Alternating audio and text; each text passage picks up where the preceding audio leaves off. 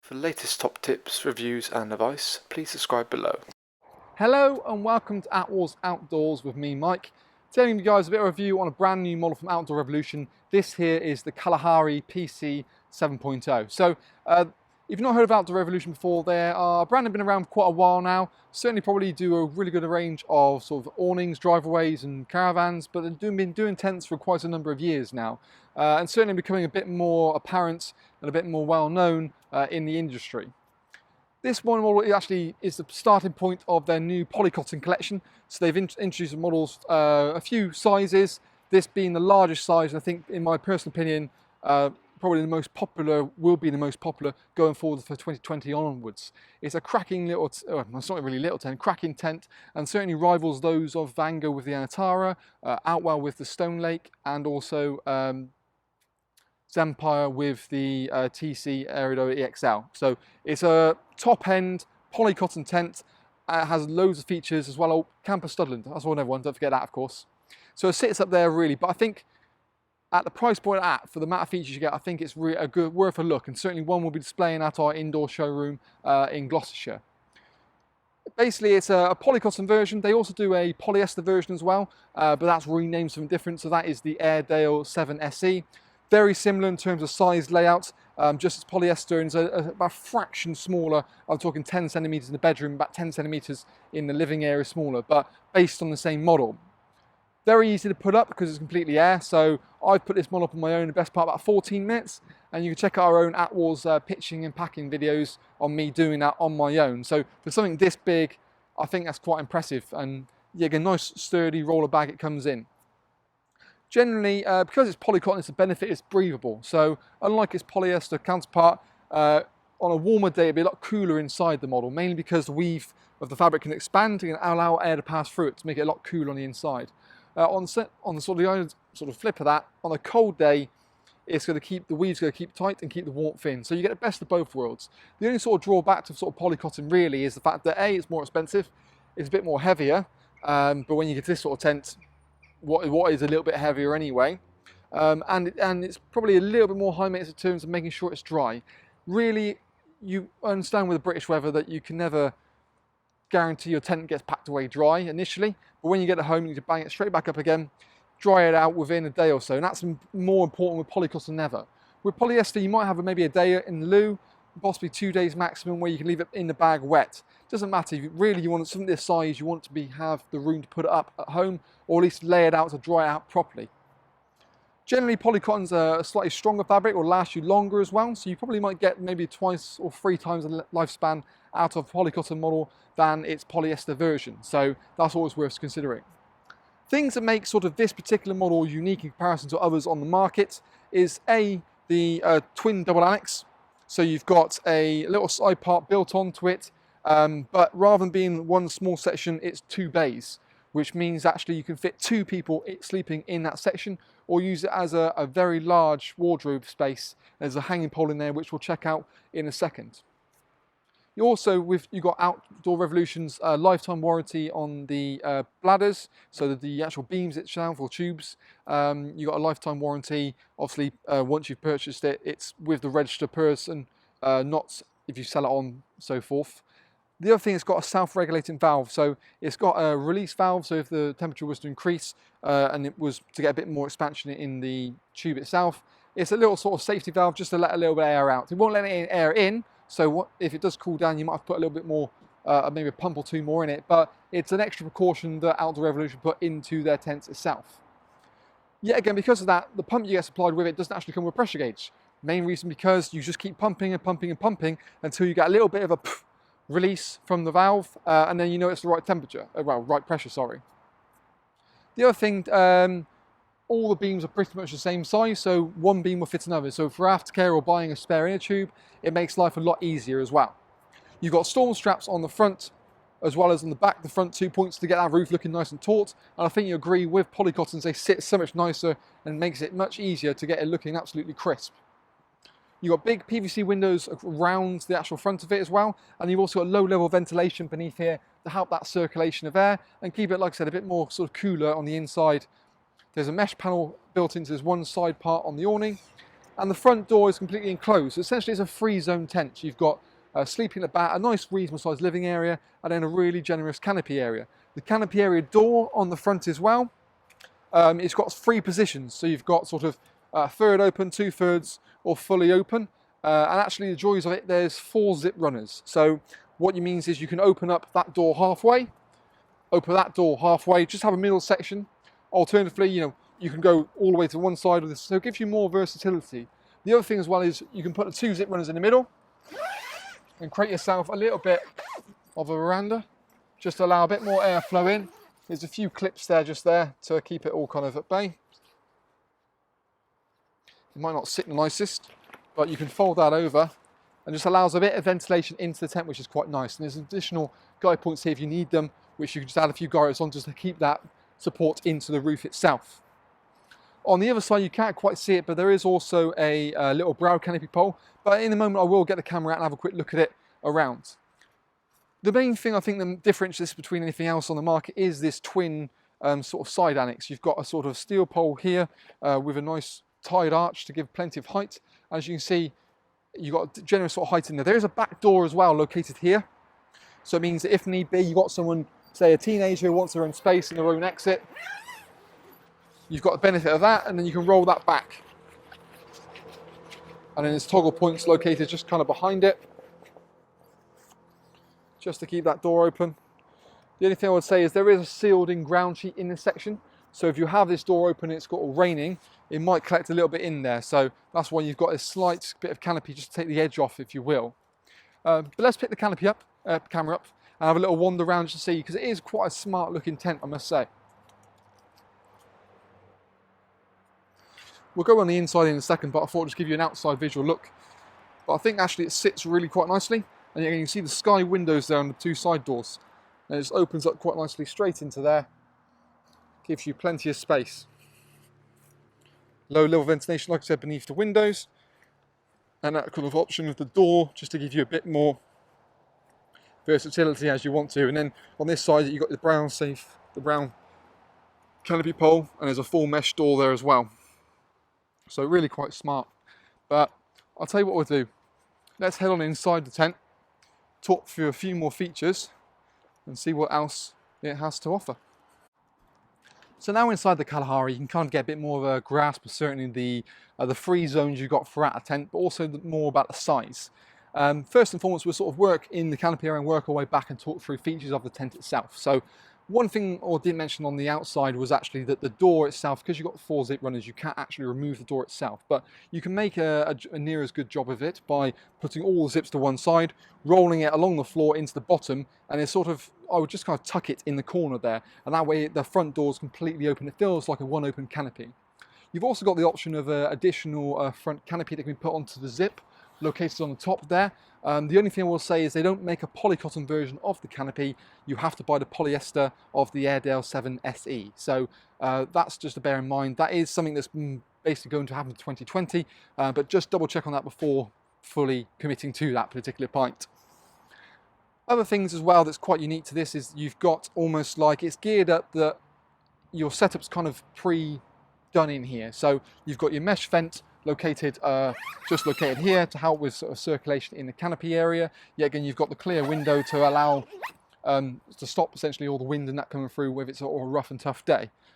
What you've also got on the other side as well is obviously a beautiful clear PVC window, yet again with a skylight on top. All the windows you see pretty much in here internally as well have a curtain that zips up, so you get the best versatility and most easiest way of sorting out your privacy when you want to. So all you can do is a little retainer, just then zip it up like so, and you can go sort of halfway if you want to, alternatively go all the way to the top and get a really nice sort of well, complete shelter from everything else. If you want to keep whatever you got in the front canopy area out of sight from the rest of the site, you can do. And yet again, the front panels, all 3 of those windows have that curtain built in as well. The sky window allows a bit of light in, but what you still remains the privacy with the side windows. And then what you got is, moving on into the living area, you've got a sort of an offset door. So this part is obviously pretty much solid, nice big window here as well. but it's geared up that you can probably put a cooking unit more than happily in here. Got the vent in the window, and then that way it's kind of a dead end space. So the joist means that your cooking stuff goes in there, which means you can have this door rolled all the way back and have that as one big nice flowing area.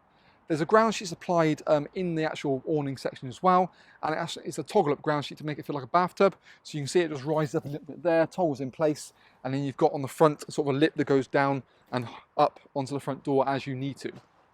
One thing I would say that probably is different in this particular model versus other models in the Outdoor Revolution collection is there's much lower lip in and out of the front section. Certainly I'd probably say one of my biggest criticisms with something like the Airedale 8 or something like the normal 6 is that lips were a little bit high, so it's a bit more of a trip hazard for kids. So for this model, it's slightly cut a little bit lower, and I think that makes a big difference.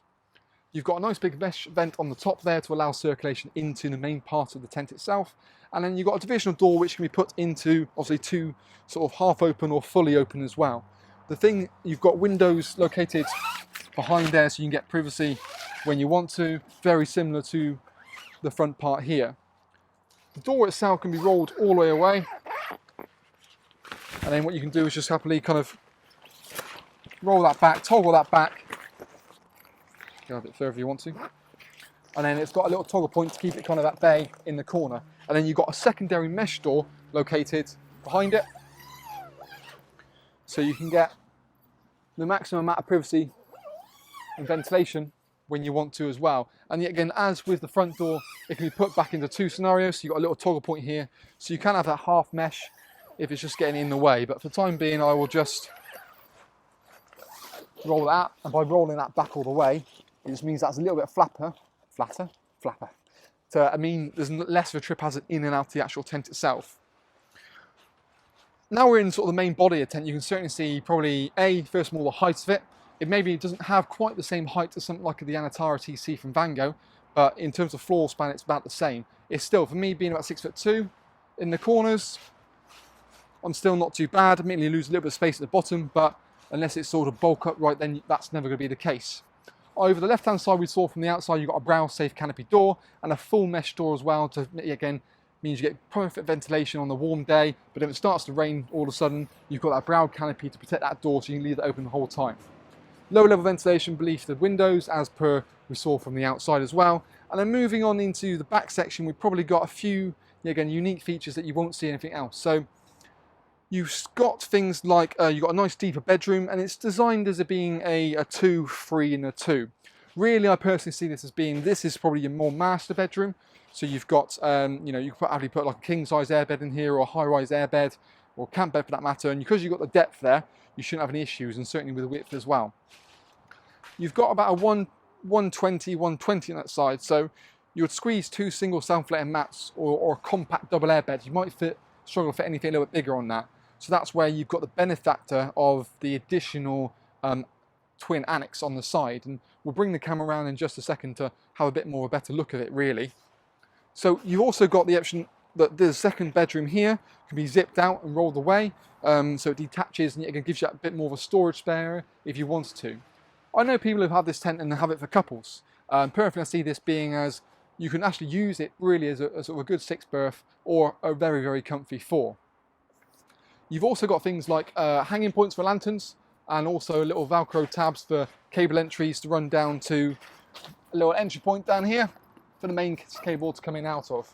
So you've got one that side, and then you can use, if need be, the door on that side because the way the zips line up, it's just located down here. You've got zip dividers between the bedroom sections, and it's zipped all the way around, so along the top and the bottom, as well as additional storage pockets built in, not only to the front of the inner tent, but also into the side of the inner tent, located just down there as well. And there's a secondary zip on the outside of the inner, located here, which allows you to put your mains cables or have your charger lead for the phone just nicely and neatly in there as well. One thing sort of Outdoor Rev do is they do a range of what they call up and down lighters, which essentially is kind of this little thing here. So it's kind of like a little cone, and it's designed it'll fit on any of the main beams. So what it does, that twinned up with a little Lumi light allows you to flood the tent with light without having something directly in there. So all they do is quite nice and neatly is Velcro on, like so. You can then insert your light, which is quite bright, and that just sits in there. And because it's got like a kind of a foily kind of thing, it allows to reflect off and give you a bit more coverage. So everywhere, every beam pretty much has got one of those little Velcro things. There's 3 different settings on those lights, but you can see those on our website as well. But like I said, every beam, even in the canopy area 1, 2, 3, have all of them in there. Another unique feature as well, which we can look at in a bit more detail in a second, is the storage pockets which go around the beams. But when I bring the camera in, it probably makes a bit more sense. The inner bedroom, the back side of there, can take an extra 2-berth inner bedroom. So in theory, you can have 2 people sleeping in there, and there's an additional bedroom you can put in here. So you can sleep 11 in here.